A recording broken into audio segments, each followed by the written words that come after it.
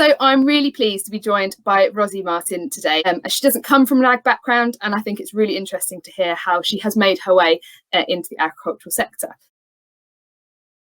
Sure. So I work for Bayer Crop Science and I work in the marketing team.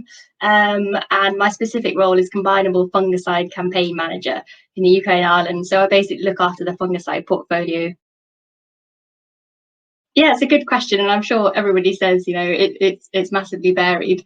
But yeah, as I say, my focus of the role is to plan the marketing of our fungicide portfolio and combinable crops. So that's wheat, barley, oilseed, rape. And clearly it's very seasonal, but the main focus for us is spring, where the main fungicide applications happen, and then there's also some in the oilseed rape sector that happen in the autumn. So for my job, I've got to do everything from kind of review the past seasons and market data, and then plan the campaigns and product launches for the future. And then beyond just the products, I've also considered other things we're doing around the world of disease management. So got initiatives like spot check and rapid disease detection, which are kind of like new technology to help growers manage their diseases better beyond just focusing on product. So in order to do all that, I'm very fortunate to work in a company with all sorts of different departments and experts in all sorts of areas. So I work really closely with our R&D colleagues, regulatory colleagues, sales team, in the field trials, and other marketing colleagues, both at regional and local level. So I could be speaking to somebody in Brazil one day, exchanging some ideas, or somebody in Germany in Monheim in a laboratory, or somebody in the field in the southwest or whatever. And yeah, that's internally, but then also externally, obviously really working closely with our customers right across the agronomy spectrum, from independents, buying groups, distribution. We also work with research organisations such as NIAB and SIEC, ADAS, and various universities. And yeah, all sorts of other random things thrown in, like speaking on podcasts, speaking to journalists for specific articles and things. So yeah, hopefully that gives you a little bit of a flavour of sort of wide variety of the role. So if we go right back to, even A levels, the sort of subjects I was really interested in were biology and economics, and I was always toying with the idea of going into research or something a bit more commercial and applying the science into the real world. So then went to university and I studied biology. At that point, having done a bit of lab work at university and things, I thought, you know what, science and research isn't really for me. I'd really like to work in a way I can really apply science.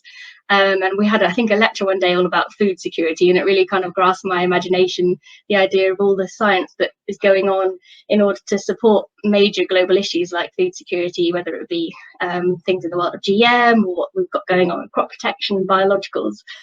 So it literally kind of got to the end of university and I was kind of like, okay, that's sort of what I want to do. How shall I go about finding a career in this?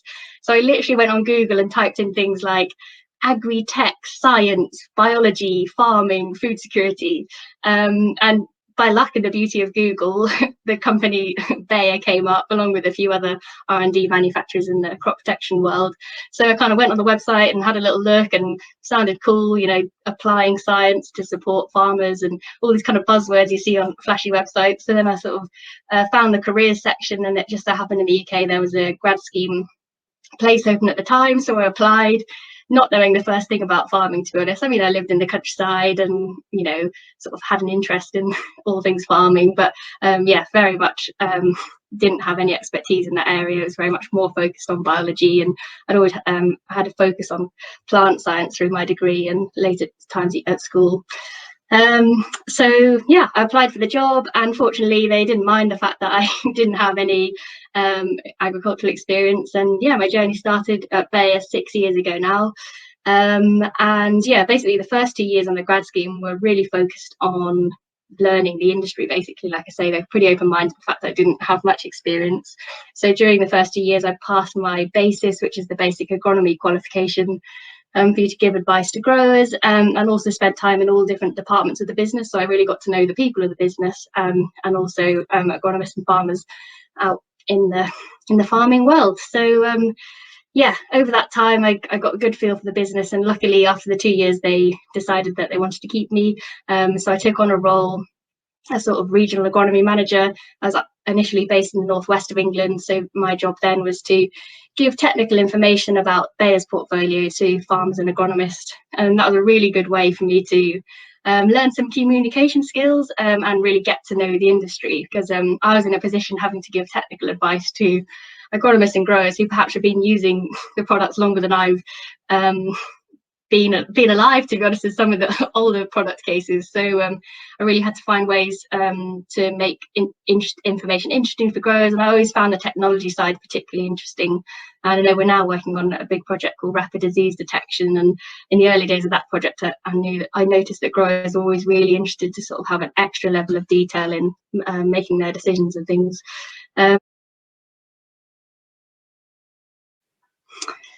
Yeah, I'd say absolutely not. I mean, there's kind of a perception that in the farming industry everyone knows everything and it's really hard to break in, but I found you just turn up, be friendly, obviously, and everyone's so willing to help and share ideas, and you just got to ask loads and loads of questions, and people always have the time to explain if you're genuinely interested in what they do, because you may find agronomists or farmers, they work on their own a lot, and actually to have someone asking questions about what they're doing, I really enjoy being able to share something that they're so passionate about, that spent their life doing. So yeah, I would say it doesn't matter at all. You just got to be enthusiastic and keen to learn and ask lots of questions. Yeah, it's a good question. I think open-mindedness is always key. I kind of really notice it in the industry.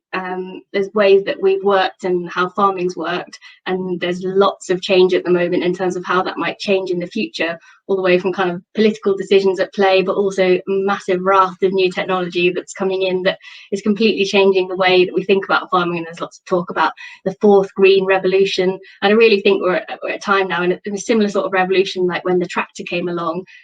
And it's probably the buzzword is data, or big data, and how we can really make use of that in order to be more efficient. So yeah, I think being open-minded and willing to learn, and also just positivity and enthusiasm. I mean, you'll always get along better if you always take a positive outlook on life and just throw your energy into everything that comes your way. I mean, this role, when I first took it on, felt like way too big a role or a challenge for me, but I just got stuck in, made a few mistakes along the way, but there's always people around you that can help, and just realizing that there's so much in it that's about teamwork and drawing from different people's experiences. It comes back to that communication side, just working in teams. I think I'd probably say don't be afraid if you don't know anything. So long as you've got a level of enthusiasm and you're willing to learn, then you've just got to get yourself out there, throw yourself in the scenarios that will allow you to learn, reach out to people and explore what roles you think might interest you. And yeah, that will serve you really well with a real willingness to learn.